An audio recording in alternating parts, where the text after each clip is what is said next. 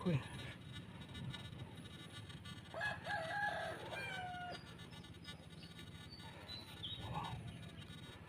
1 centavo Philippines coins.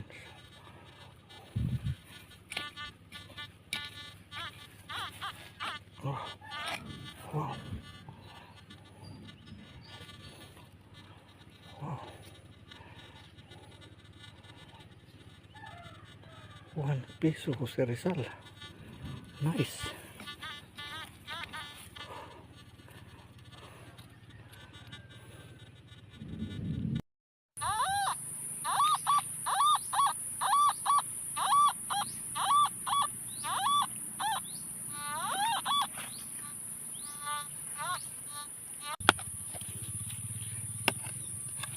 What is this? Wow. Wow.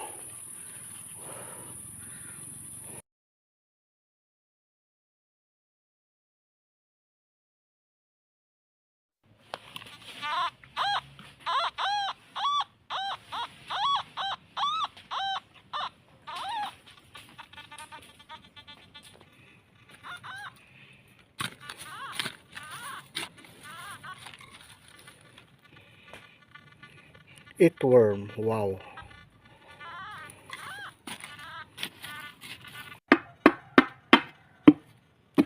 Matanggal. Mahigit sang oras nga walang itak.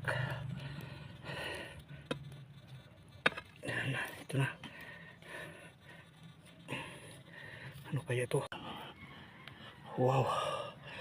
Kinain na. Magandang araw po sa ating lahat mga taga-subaybay. Sa atin muli pagbabalik sa YouTube channel Green Discovery. Welcome po sa lahat. Ang atin ngayon makikita ay itong accomplish natin ng mga artifacts ni Nokta Macro Metal Detectors. Bago tayo magpapatuloy, shout out po sa lahat ng mga subscribers, viewers. Sana nasa mabuti po kayong kalagayan saan man sulok sa ating kinalalagyan. At muli natin ito ngayon makikita ang ating mga artifacts na mga na-accomplish ni Nokta Macro. Sa mahilig lang po sa treasure hunting and discovery, so ito ang gamit natin na simple na Nokta Macro electronic o metal detector mga ka-discover. At maganda siyang gamitin, ay makakakuha siya, madetect pala nito ay mga half meters or 12 or 24 inches mga ka-discover. Depende po sa laki o sa target ay makukuha po niya ang kanyang detection. Ngunit ito yung accomplish niya na mga atin makikita. Ito ay nasa 1 roller lang po ito, all 12 inches nga mga nakuha nga iba-ibang klase na artifacts. Ito siya yung may coins na itong makikita natin. Ayan po, tapos ano siya, 19 ano ito, 1970 73 mga ka-discover. Sa puno ng poste ito ng luma ay doon siya sa ilalim na found ni Nokta Macro. Ngunit itong iba na mga coins ay iba-ibang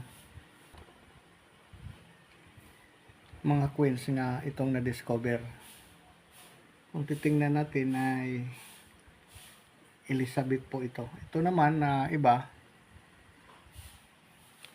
ito piso si Rizal 1975 o 1979, sorry. Ito naman ay yung ano ito, nung kapanahonan pa ito na 5 yung tatak niya.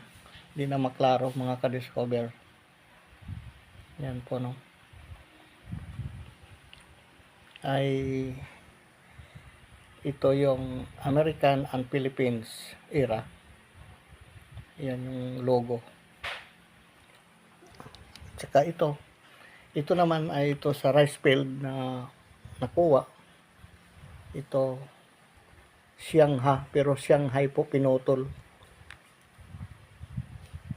Hindi pa ito napatesting kung para siyang magka white gold, no, para ganun. So ito pa ay isa din itong hindi natin to ma-identify na nung ginagamit, antique na ito para siyang po sa Spanish nung mga lula noon na mga parang rosaryo na ewan ko kung ano itong klaseng bakal na hindi man siya nakakalawang mga ka-discover.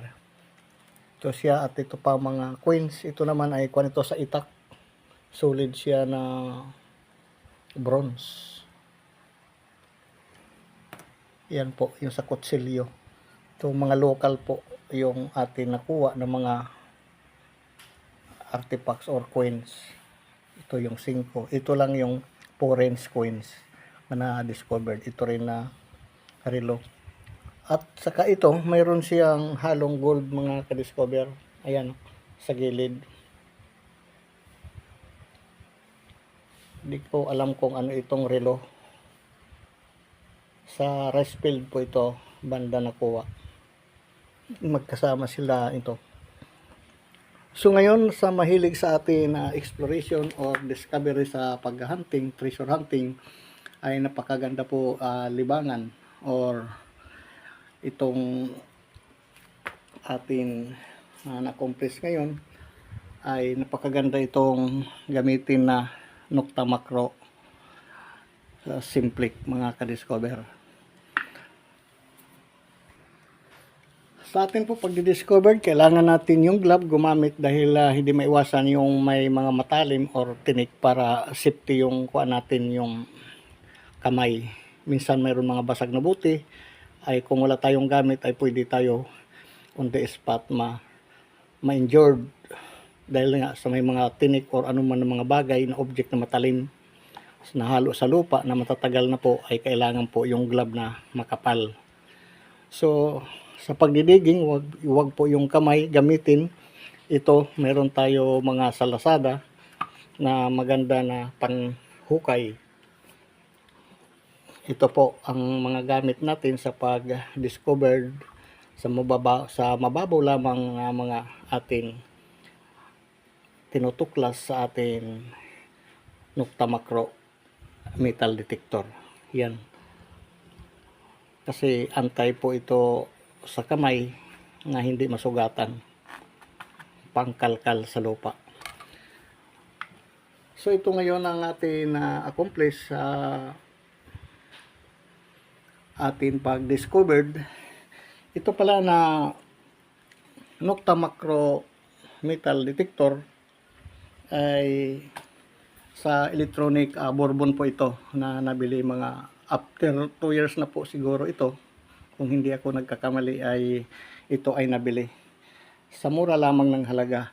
At kung gusto po niyo magpunta o makabili ng mga ganito, na mga gandang electronics para sa treasure hunting na mababaw lamang o sa pag-discovered, ay pumunta lang po kayo sa Bourbon Electronic.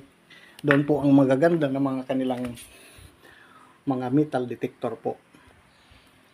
At marami po sila doon mga pan-treasure equipment sa kanilang doon sa may Cavite.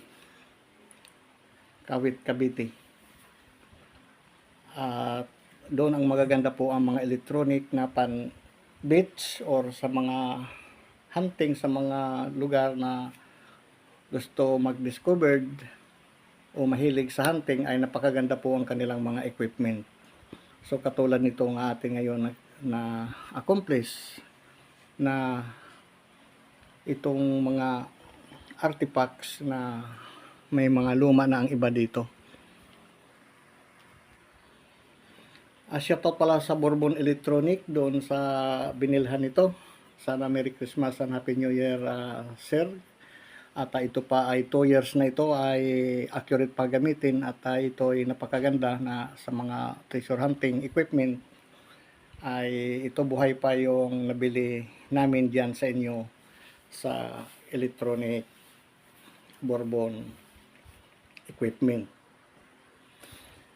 At hanggang dito na lang si Green Discovery sa ating mahaba pong paglalakbay. Sa susunod muli, at huwag makalimot po mag-subscribe sa ating munting channel Green Discovery sa YouTube.